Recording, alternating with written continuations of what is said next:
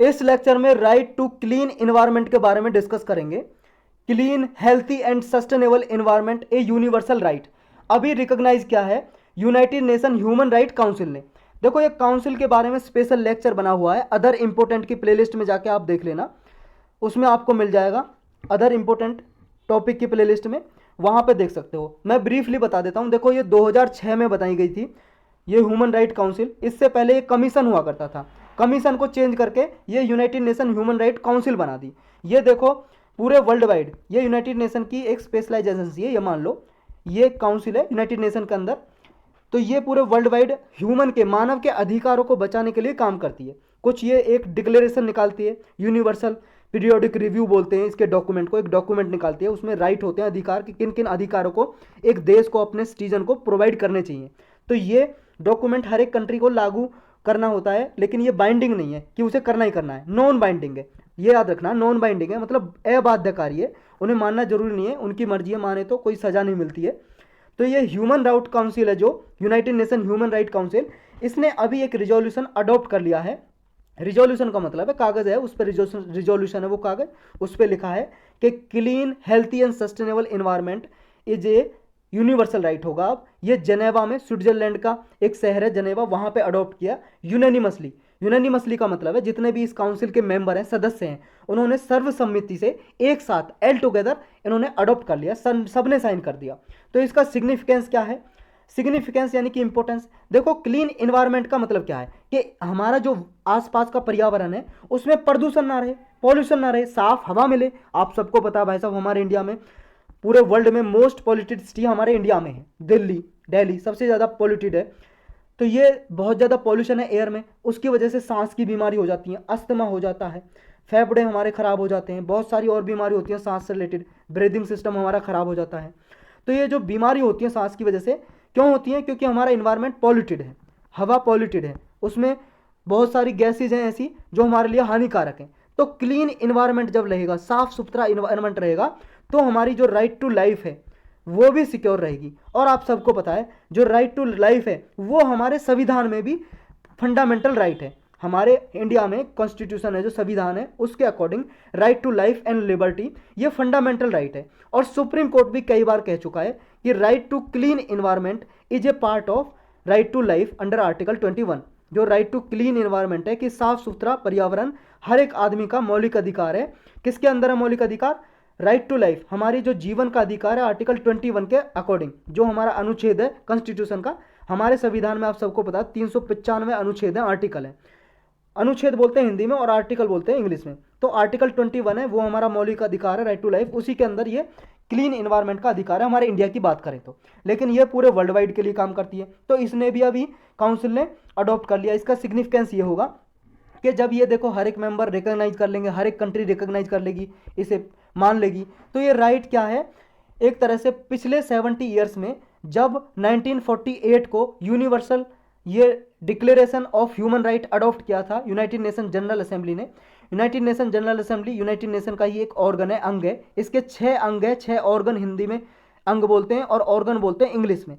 तो इसके 6 ऑर्गन में से एक ये यूएनजीए है, यूनाइटेड नेशन जनरल असेंबली। इसने 1948 में ये अडॉप्ट किया था universal declaration of human right. मतलब एक डॉक्यूमेंट है जिसमें कुछ मानवाधिकार लिखे हुए हैं, वो पूरे वर्ल्ड वाइड हर एक देश को मानने होते हैं, मतलब उन्हें अप्लाई करने होते हैं कि भाई साहब अपने सिटीजन को ये राइट आप दो, सबको अधिकार हो। तो इसमें जितने भी राइट अडॉप्ट किए थे, तो 70 ईयर के बाद पहली बार ऐसा होगा कि एक अधिकार और जोड़ा जा रहा है पूरे कंट्री के साथ, मतलब सारी कंट्री उसे अडॉप्ट कर रही है सर्वसम्मति से, इसके जितने भी सदस्य हैं उसने अडॉप्ट किया है। तो इसकी नीड क्या है, जरूरत क्या है? देखो जरूरत इसलिए है भाई साहब, जो राइट टू लाइफ, लिबर्टी है और सिक्योरिटी ऑफ ह्यूमन राइट है, वो डिफेंडर हैं जो इनके, जो इस राइट को बचाते हैं, काम करते हैं, कुछ ऐसे सोशल एक्टिविस्ट हैं जो बचाते हैं। तो वो देखो इन्वायरमेंट को भी बहुत सारे लोग बचाने के लिए काम करते हैं, सोशल एक्टिविस्ट, वो इन्वायरमेंटल ह्यूमन राइट डिफेंडर होते हैं। तो ये एक तरह से हमारे राइट टू लाइफ को भी बचाते हैं, जो हमारे जीवन का अधिकार है। देखो जो इन्वायरमेंटलिस्ट हैं, जो मान लो इन्वायरमेंट को बचाने के लिए काम करते हैं, सोशल एक्टिविस्ट हैं, पॉल्यूशन को रोकने के लिए काम करते हैं, लोगों में जागरूकता फैलाते हैं कि भाई साहब आप ये धुआं वगैरह मत ज़्यादा करो, ये फैक्ट्रियाँ जो गांव वगैरह इलाके के आसपास जो लगी हुई हैं उनको बंद कराने का काम करते हैं। तो ये इन्वायरमेंटलिस्ट हमारा राइट टू लाइफ को ही बचाते हैं, जो जीने का अधिकार है। तो ये डिफेंडर होते हैं, डिफेंडर का मतलब बचाने वाले। जो इन्वायरमेंट डिफेंडर हैं पूरे ग्लोब में अगर देखें तो इन पे देखो बहुत सारे अटैक होते हैं, बहुत सारे लोग इन्हें मरवा देते हैं, कभी कभी गवर्नमेंट इलीगली इनके अगेंस्ट एक्शन ले लेती है। तो ये जो इंडस्ट्री होती है, कंपनी होती हैं, वो लोग मरवा देते हैं क्योंकि उनकी कंपनी बंद कराने के लिए प्रोटेस्ट करते हैं, विद्रोह करते हैं, तो इन पे फिजिकल अटैक होते हैं, इन्हें कैद कर लिया जाता है, अरेस्ट कर लिया जाता है, इनके खिलाफ लीगल एक्शन भी लिया जाता है, कभी कभी कैंपेन अभियान चलाए जाते हैं।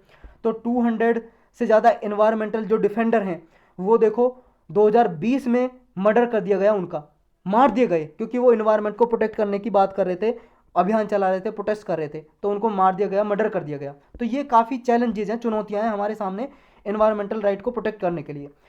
अब बैकग्राउंड क्या है, देखो बैकग्राउंड ये है 13,000 सिविल सोसाइटी ऑर्गेनाइजेशन है और इंडिजिनस पीपल और ग्रुप हैं, 90,000 से ज़्यादा चिल्ड्रन है वर्ल्ड वाइड, और एक global alliance of national human right institution है, कुछ प्राइवेट सेक्टर हैं। ये देखो रिलेंटलेसली मतलब बिना थके हुए ये अधिकारों को, ये इन्वायरमेंट से रिलेटेड यानी कि क्लीन इन्वायरमेंट का जो हमारा अधिकार है इसको बचाने के लिए काम करते हैं। ये जो चैलेंजेस देखो और क्या है इसके अगेंस्ट, देखो चैलेंजेस ये हैं, जो ह्यूमन राइट ट्रीटी है हमारी उसमें क्या है, जो ह्यूमन राइट है सेफ क्लीन और हेल्दी सस्टेनेबल इन्वायरमेंट का, इसने अभी एग्री नहीं किया है ह्यूमन राइट ट्रीटी को, और अभी कस्टमरी राइट भी ये अडॉप्ट करने के लिए अभी बाकी है, अभी अडॉप्ट नहीं किया है।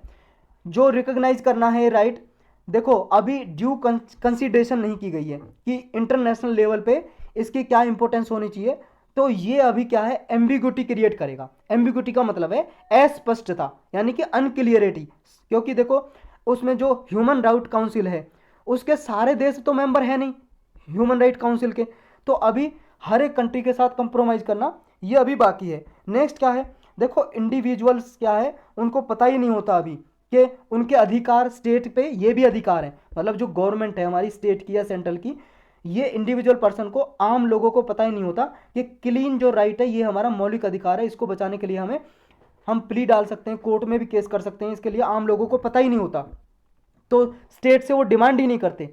और कभी कभी देखो ये भी अंडरस्टैंडिंग नहीं होती, इंडिविजुअल राइट जो इंडिविजुअल हैं वो अफोर्ड ही नहीं कर पाते, तो प्रोटेक्ट करना यानी कि उनका जो क्लीन इन्वायरमेंट का जो राइट है उसका उल्लंघन होता रहता है, वॉयलेशन होता रहता है। लोगों में खुद ही जानकारी नहीं है कि वो, जैसे मान लो फैक्ट्री लगी हुई है उनके आसपास, गांव के आसपास या अर्बन एरियाज में रहते हैं शहरों के आसपास, तो उससे जो नुकसान हो रहा है तो उसके विरुद्ध कोई वो डिमांड करें स्टेट से, तो ये उनको जानकारी नहीं होती। इसके साथ साथ जो ह्यूमन राइट रिजोल्यूशन है वो देखो, जो अभी ह्यूमन राइट रिजोल्यूशन जो इसने अडॉप्ट किया है, जो United nation human right council है, इसने क्लीन इन्वायरमेंट का जो राइट अडॉप्ट किया है ये नॉन बाइंडिंग है, ये लीगली बाइंडिंग नहीं है, बाध्यकारी नहीं है।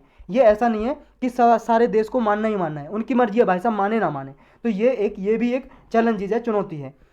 अब लेकिन इसको पास करने के बाद कुछ एक्सपेक्टेशन की जा रही है, कुछ उम्मीद जताई जा रही है कि इसको करने के बाद ये कुछ देखने को मिल सकता है, ये चेंज देखने को मिल सकता है। क्या कि बहुत सारे देश हो सकता है स्ट्रॉन्गर इन्वायरमेंट लॉज और पॉलिसीज लेके आए, कि ज़्यादा से ज़्यादा कठिन कानून बनाएं अपने देश में और पॉलिसी बनाएं ताकि इन्वायरमेंट को, पर्यावरण को प्रोटेक्ट किया जा सके। इसका इम्प्लीमेंटेशन भी इम्प्रूव हो सकता है, इन्फोर्समेंट भी इम्प्रूवमेंट हो सकता है, ये आशा जताई जा रही है, एक्सपेक्टेड किया जा रहा है। और पब्लिक पार्टिसिपेशन देखो इन्वायरमेंटल डिसीजन मेकिंग में आगे बढ़ सकता है, जो इन्वायरमेंटल इनजस्टिस हो रहा है वो रिड्यूस हो सकता है, और जो सोशल और इकोनॉमिक जो राइट हैं उनमें एक लेवल प्लेइंग फील्ड लेके आएगा, ये ऐसा एक्सपेक्टेशन किया जा रहा है, और बेटर इन्वायरमेंटल परफॉर्मेंस होगी। तो ये कुछ एक्सपेक्टेशन लगाई जा रही हैं, और ये आपको नोट करके रखना है कि 1972 की एक स्टॉकहोम डिक्लेरेशन है, उसमें भी देखो राइट टू क्लीन इन्वायरमेंट इसके अंदर भी दिया हुआ है, स्टॉकहोम डिक्लेरेशन के अंदर।